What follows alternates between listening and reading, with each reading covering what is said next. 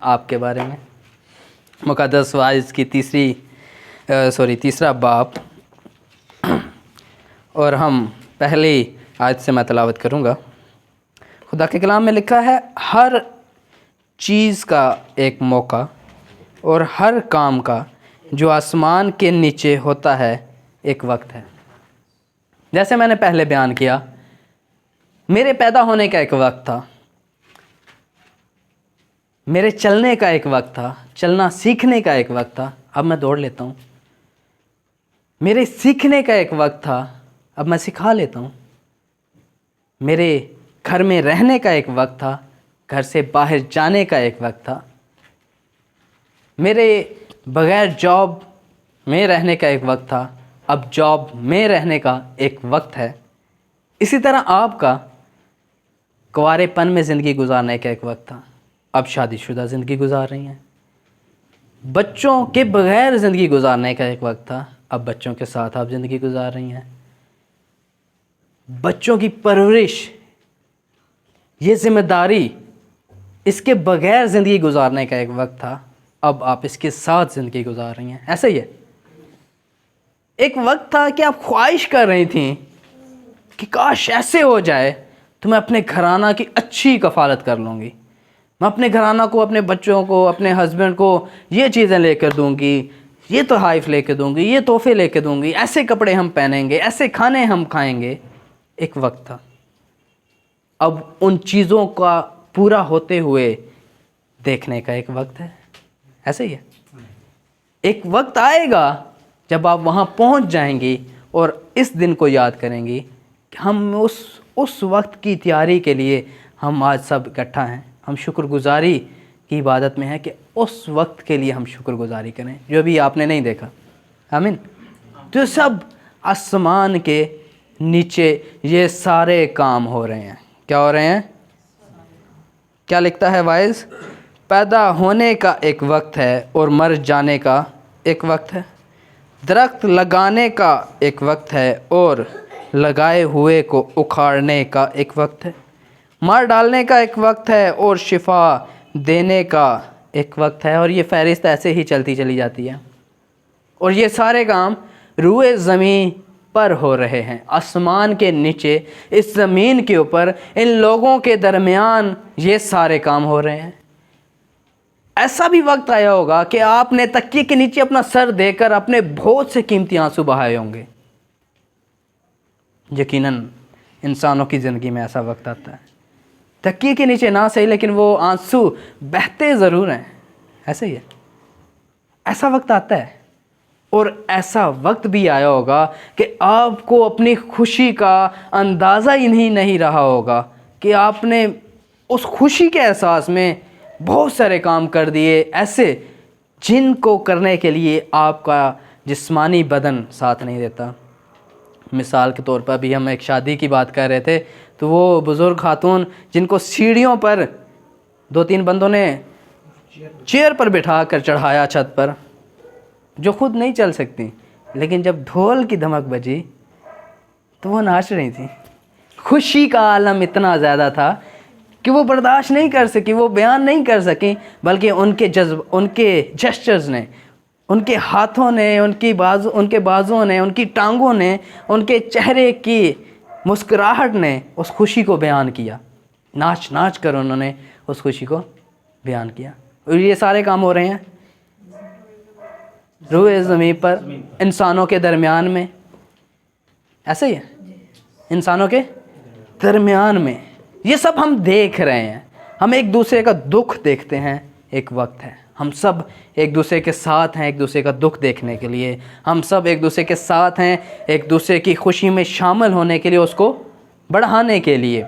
हम एक दूसरे के साथ हैं हमारे दुखों को कम करने के लिए। ऐसा ही है। वाइज़ यही बयान करता है कि हर एक वक्त का, हर एक काम का, हर एक चीज़ का एक क्या है? मखसूस वक्त है। एक मखसूस वक्त है। लेकिन क्या कहता है बुज़ुर्ग पालूस रसूल? थस्सलुनीकियों के नाम बुज़ुर्ग पालूस रसूल का पहला ख़त, उसका 5वां बाब, और हम पहली आयत की तिलावत 5वां बाब और हम 28वीं आयत की तिलावत करेंगे। लिखा है, हमारे खुदावंद यस्सु मसीह का फजल तुम पर होता रहे। क्या होता रहे? वो ये नहीं कहता कि होता रहे, आगे ब्रेक, आगे दीवारें, रोक के, नहीं, कहता होता रहे। कब होता रहे? हमेशा होता रहे, कभी नहीं रुके। फजल का कोई वक्त नहीं है। क्या है? कोई वक्त नहीं है। आप 24 घंटे 7 दिन 365 रोज़ खुदा के फजल के नीचे रह सकते हैं। ऐसा ही है। खुदा का कलाम बयान करता है हमारे खुदावंद यस्सु मसीह का। किसका? हमारे खुदावंद। मैं थे वहाँ, मैं खलोता सामने, मैं कितने नहीं गया। किधर जा रहे हो?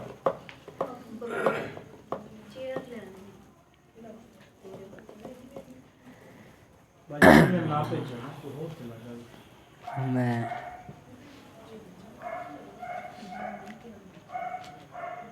मेरी ले लो, फारग इख्तियार किनू चाहिए? ले लो।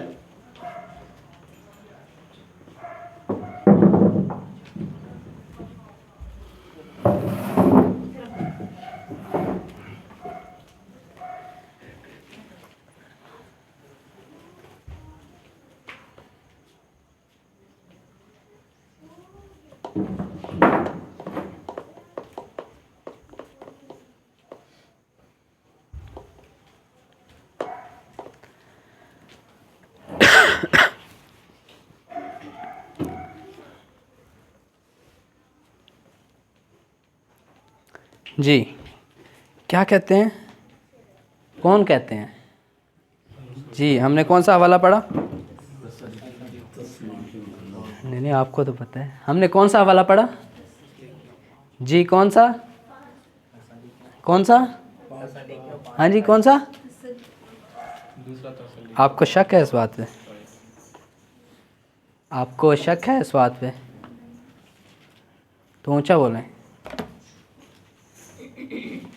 थस्सलुनीकियों के नाम पालूस रसूल का पहला ख़त।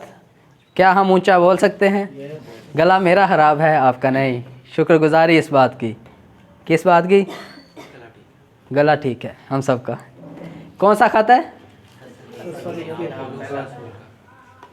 पहले रसूल का थस्सलुनीकियों के नाम ख़त, 5वां बाब, और कौन सी आयत है? 28वीं आयत। क्या लिखा है 28वीं आयत में? हमारे खुदावंद। किस खुदावंद?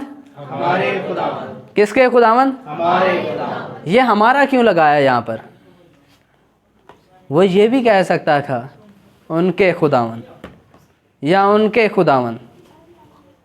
वो उनके खुदावंद भी कह सकता था, लेकिन क्या कह रहा है? हमारे खुदावंद। हमारे खुदावंद। क्या कह रहा है? हमारे खुदावंद। वो बता रहा है कि ये मेरा खुदा है। मेरा, ना सिर्फ मेरा है बल्कि हम सब का खुदा है। ऐसा ही है। जैसे मैंने अभी पहले कहा कि हम सब एक दूसरे के दुखों में शरीक हैं कम करने के लिए, और हम सब खुशियों में शरीक होते हैं ताकि वो खुशियां दोबाला हों, ताकि वो खुशियां बढ़ें। हम सब उस दुख को, उस खुशी को अपना तस्वर करते हैं, हम अपना मानते हैं उसको। इसी तरह बुजुर्ग पालूस रसूल कह रहे हैं कि हमारे खुदावंद यस्सु मसीह।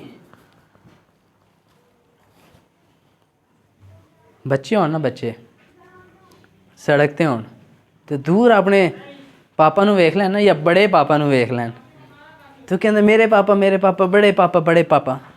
क्या कहते हैं? हाँ जी कहते ना अंकल जी, तुहानूं कहते ही होणगे। बहुत सारे बच्चे ने इत्थे। क्यों कहते हैं? क्योंकि उन्हां दे अथे ते अथे लिखे होया है, उन्हां दी रगां दे विच है चीज़ कि मेरे पापा ने, किसी होर दे पापा नहीं, मेरे पापा ने। उन्हां नूं पता है कि मेरे पापा ने। अगर मैं इत्थे डिग जाना तो यह बंदा मैनूं आके उठाएगा, मैनूं पिया नहीं रहन देगा।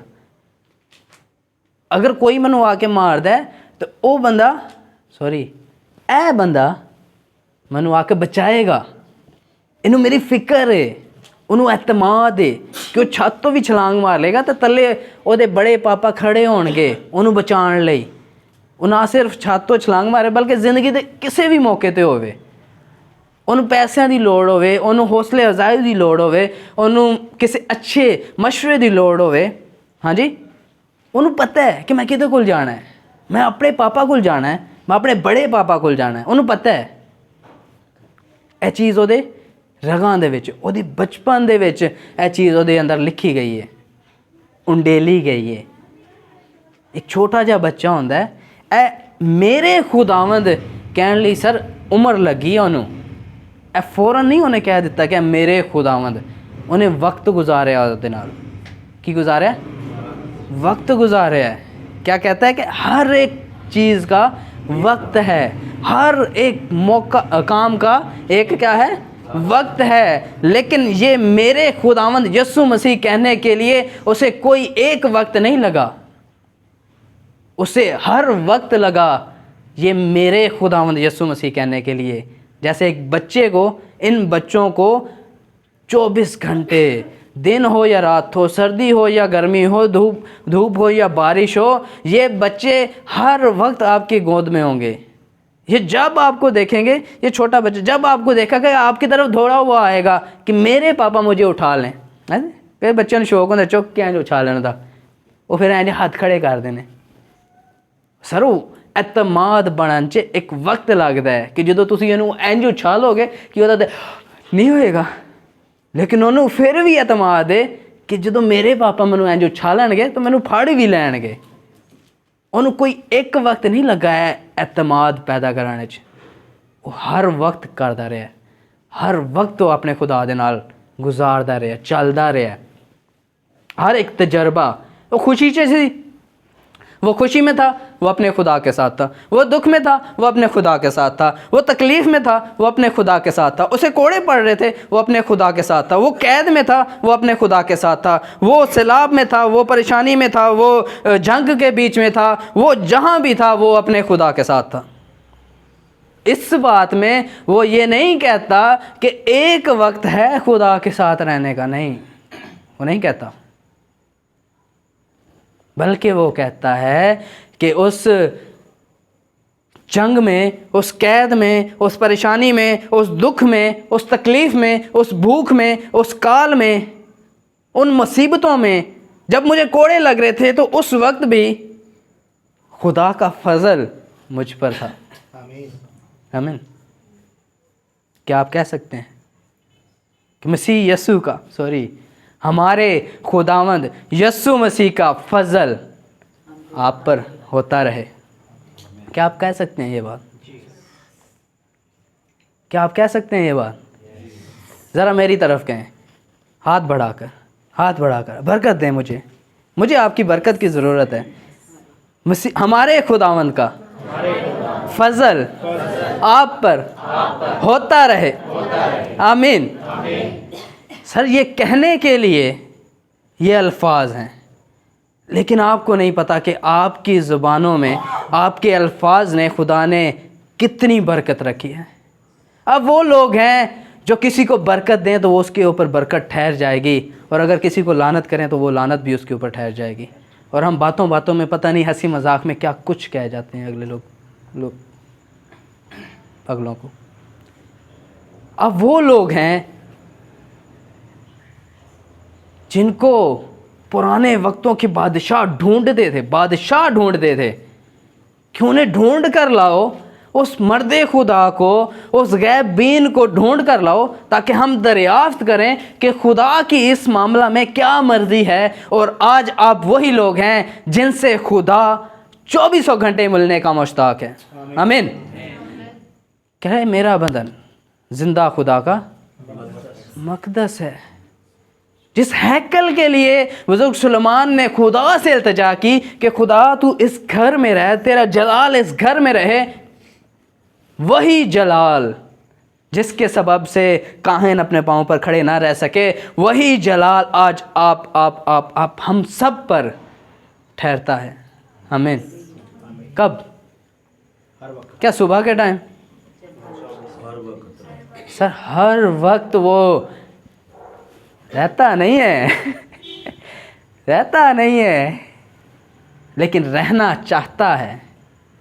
ऐसा ही है, वो रहना चाहता है, रहता नहीं है।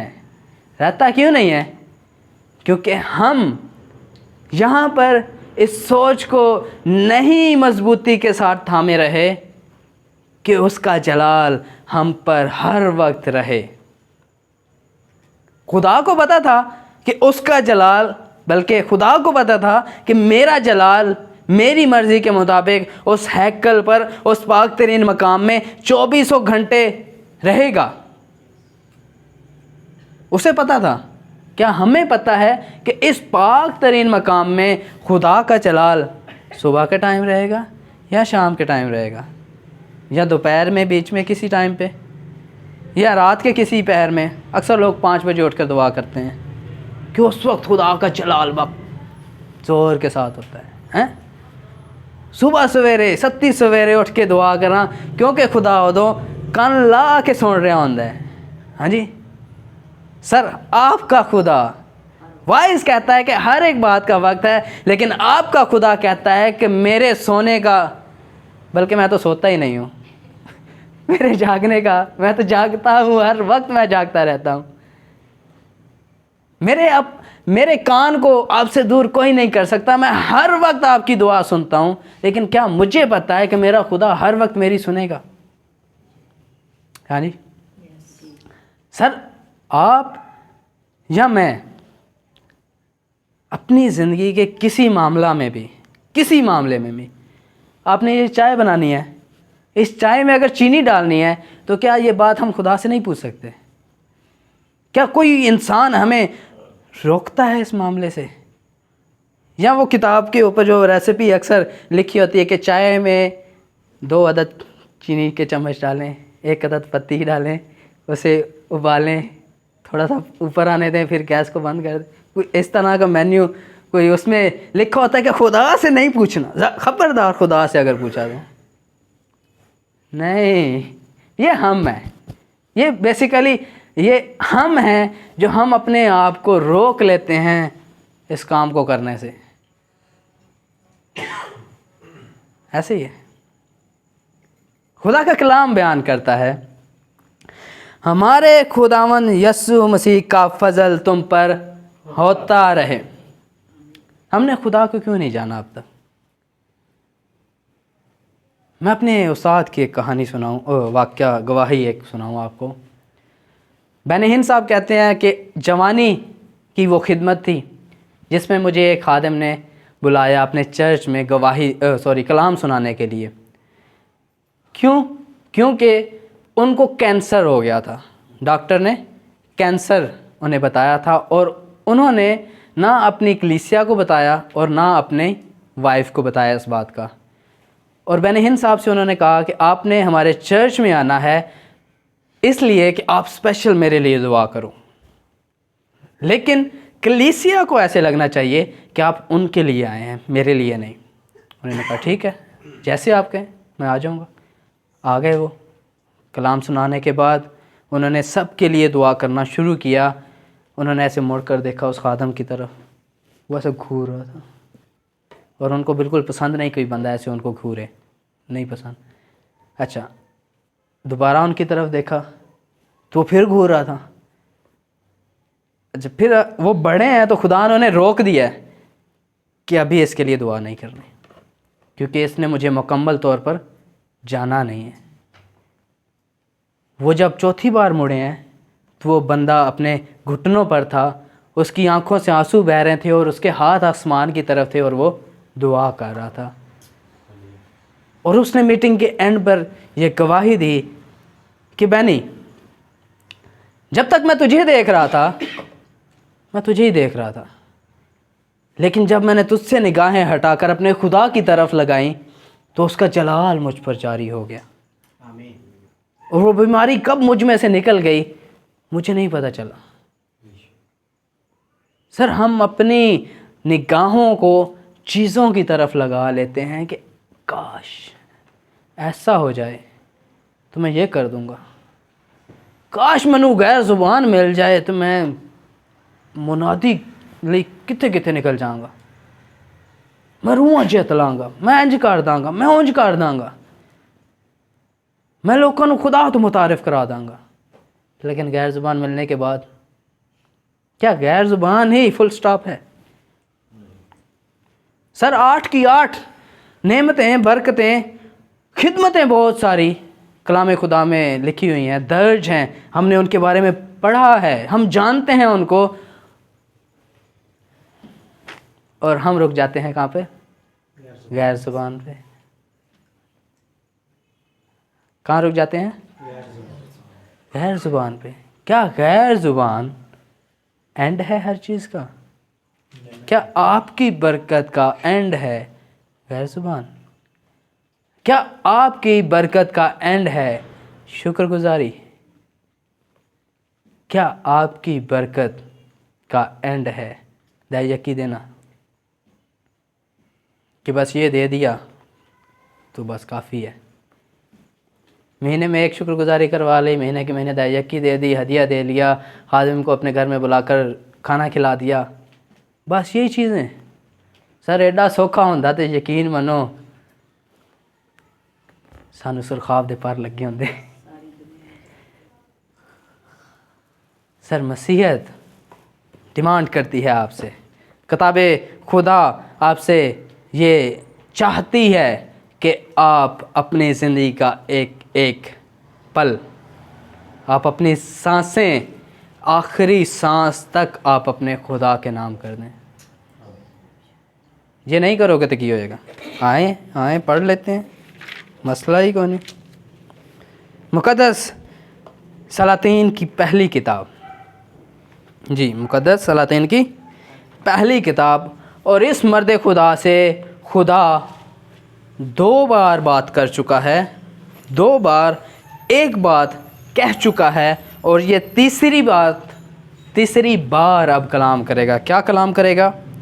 और खुदावंद सुलेमान से नाराज़ हुआ क्योंकि उसका दिल खुदावंद इस्राएल के खुदा से फिर गया था, जिसने उसे 2 बार दिखाई देकर उसको इस बात का हुक्म किया था कि वो गैर माबूदों की पैरवी ना करे, पर उसने वो बात ना मानी जिसका हुक्म खुदावंद ने दिया था। आपको क्या हुक्म देता है खुदा? सर ये बहुत बड़ी बात है, गैर माबूदों की पैरवी बहुत बड़ी बात है।